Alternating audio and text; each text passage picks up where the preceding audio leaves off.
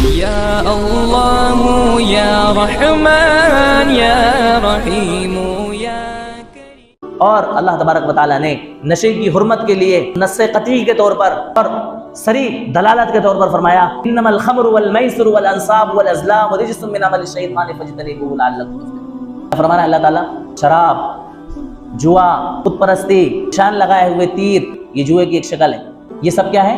گندگی ہے اور شیطانی کام ہے۔ ان شیطانی کاموں سے اپنے آپ کو بہت زیادہ بچاؤ، بہت زیادہ بچو، تاکہ تم کیا ہو جاؤ؟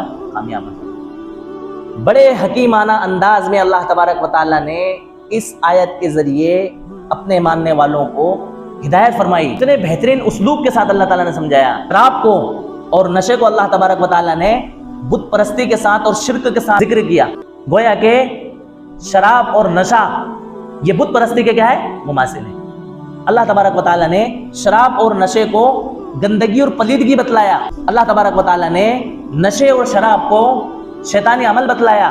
اللہ تبارک و تعالیٰ نے نشے اور شراب سے بچنے کے لیے مکمل اجتناب اور مکمل پرہیزگاری کی ہدایت دی، اور اللہ تبارک و تعالیٰ نے ان گندگی چیزوں سے بچنے کو کامیابی کا ذریعہ بتلایا۔ اگلی آیت میں فرمایا انما یرید الشیطان ان یوقع بینکم العداوۃ والبغضاء فی الخمر والمیسر ویصدکم عن ذکر اللہ وعن الصلاۃ فہل انتم منتہون۔ تبارک و تعالیٰ نے اس نشے اور شراب کی حرمت کی وجہ بیان فرمائی۔ نشہ اس لیے حرام فرمایا ہے کہ اس نشے کے ذریعے شیطان تمہارے درمیان میں دشمنی اور عداوت پیدا کرنا چاہتا ہے۔ جو لوگ انسان نشہ کر کے آ جاتا ہے، کتنے جھگڑے بنتے ہیں، کتنی لڑائیاں ہوتی ہیں، سارے گھر کا ناک میں دم کر دیتا ہے وہ انسان جو نشہ کر کے گھر پہ آ جاتا ہے۔ ماں باپ اس کے مرنے کی دعائیں کر رہے ہوتے ہیں، اس کے تباہ و برباد ہونے کی دعائیں کر رہے ہوتے ہیں، بیوی بچوں کی ہائے اس کے لیے نکل رہی ہوتی ہے۔ ایک شخص نے مجھے اس کے بھائی کا واقعہ بتلایا کہ روزانہ نشہ کرتا ہے اور نشہ کر کے گھر میں آتا ہے، میری والدہ کو پریشان کرتا ہے، اس کی بیوی کو پریشان کرتا ہے۔ ہم نے اس کی بیوی کو اس کے مائکے پہنچا دیا، لیکن میری والدہ کے ناک میں دم کر رکھا ہے۔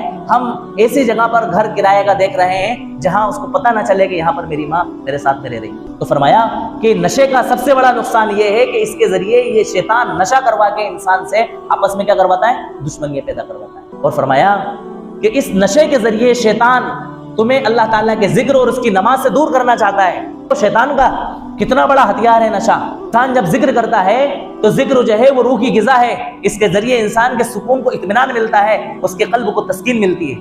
اور جب انسان نماز پڑھتا ہے تو نماز کے ذریعے انسان فواحش اور منکرات سے محفوظ ہوتا ہے اور اللہ تعالیٰ کے قریب ہونے کا کیا بنتا ہے؟ ذریعہ بنتا ہے۔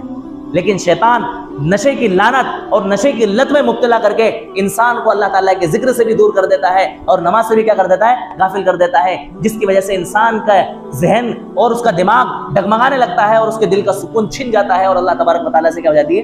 دوری ہو جاتی ہے۔ اللہ تعالیٰ کیا کہہ رہے ہیں؟ فہل انتم منتہون، کیا تم اب بھی نشے سے باز نہیں آؤ گے؟ ایک زجر و توبیخ کے انداز میں اللہ تبارک و تعالیٰ کہہ رہا ہے کہ جب نشے کے اتنے نقصانات ہیں کہ یہ نشہ آپس میں تمہارے درمیان دشمنیاں پیدا کروا دیتا ہے، اللہ تعالیٰ کے ذکر سے اور اس کی یاد سے اور اس کی نماز سے تمہیں غافل کر دیتا ہے، تو کیا تم اب بھی اس گندگی سے اور اس پلیدگی سے اپنے آپ کو باہر نہیں لاؤ گے، باز نہیں لاؤ گے؟ علماء فرماتے ہیں کہ جب اللہ تبارک و تعالیٰ نے یہ آیت نازل فرمائی اور حضرت عمر فاروق رضی اللہ تعالیٰ عنہ کے کان میں جب یہ آیت پڑھی تو آپ نے کہا اللہ تعالیٰ ہم آئندہ کبھی بھی شراب کے اور نشے کے قریب نہیں جائیں گے۔